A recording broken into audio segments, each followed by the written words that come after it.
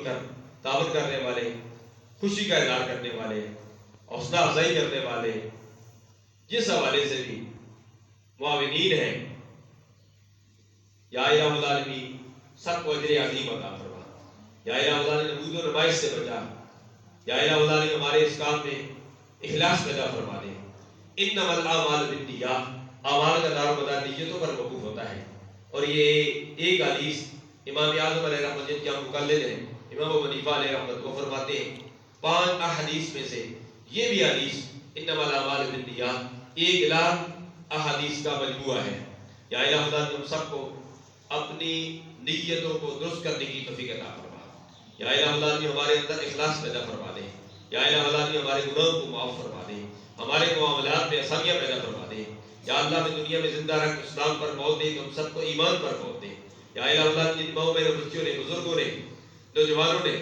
ماؤں بہنوں نے ہمیں دعا کے لیے کہا ہے، مرکز اسلام جامعہ حقانیہ ظاہر العلوم کے معاونین، اراکین، منتظمین، محبین، متعلقین جہاں کہیں بھی ہیں، جن جن کی جو دعائیں ہیں، یا اللہ تو دلوں کی جانتا ہے، پاکستان میں ہے یا پاکستان سے باہر،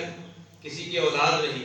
کسی کی شادی کا مسئلہ ہے، کسی کے مقدمے کا مسئلہ ہے، کسی کے گھر میں ناچاکی کا مسئلہ ہے، کہیں رزق کا مسئلہ ہے، یا الہ العالمین ہم تیری بارگاہ میں مرکز اسلام جامعہ حقانیہ ظاہر العلوم، جامع مسجد خوشبوئی مدینہ جن کی نسبت سرکار اقرار صلی اللہ علیہ وسلم کے پیارے شہر کے ساتھ ہے، تیری بارگاہ میں عرض کرتے ہیں، یا الہ العالمین ہمارے تمام متعلقین محبین پر مہربانیاں فرما، ان کے تمام معاملات میں آسانیاں پیدا فرما دے، یا الہ العالمین جن جن کی جو دعائیں ہیں ان دعاؤں کو قبول فرما، اور ہماری دعاؤں کا حرمین شریفین جو دعائیں کی جا رہی ہیں ان دعاؤں میں شامل فرما دے۔ حرمین شریفین سے حج شریف کا مہینہ ہے، حجاج کرام کا سلسلہ واپسی کا